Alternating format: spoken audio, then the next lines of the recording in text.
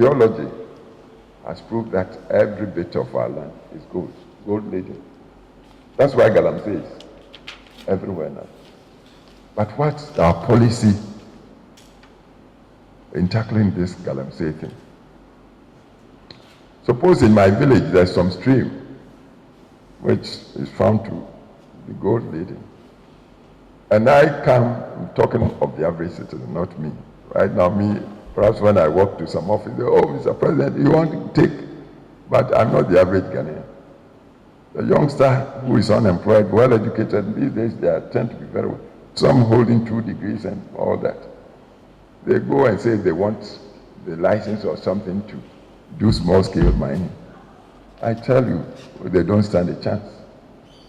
So they will be in the village when some big shot like Sam would go with some license, and it doesn't come from that village. I have concession to use this land. Well, they may support Sam when Sam induces them with some money, induces the chief, perhaps buys a car for the chief. Before you know, these boys are dirtying themselves, draining the stream, getting the gold for Sam and all that. Many a time, the guy that would get the gold would not even pass the gold through the Central Bank of Ghana. They would smuggle this thing out. And then to get the gold quickly, they would use all the poisons,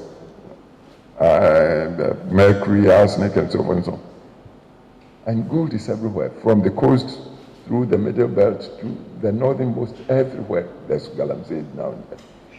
So what are we doing? Can't we sit back and think out a policy that would make Ghanaians everywhere feel truly they are stakeholders in the find? So some would go to them. As it is now, they don't get the share.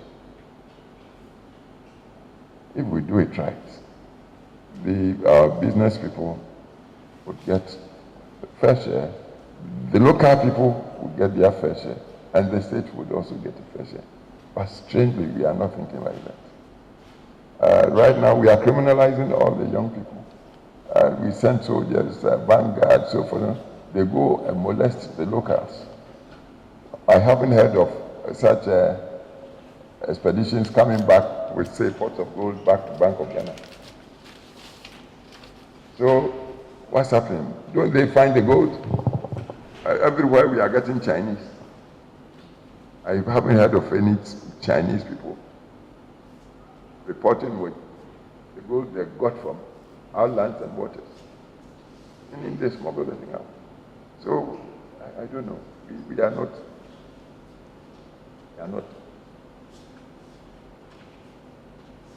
in what we must do. Think out politics.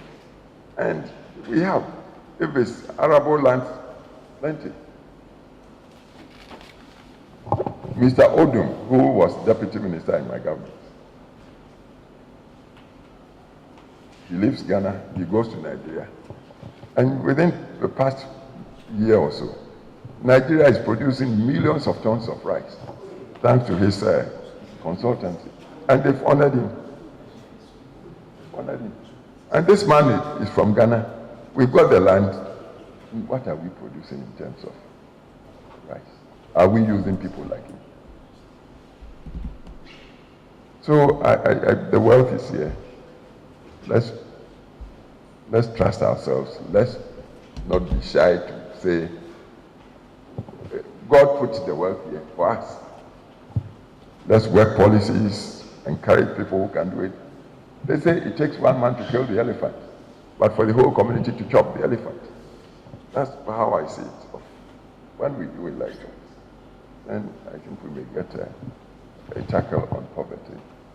And then we'll do well. But as it is, we seem to shut our eyes to. And rather we would look elsewhere. But the world is getting to the point where people may get tired of us.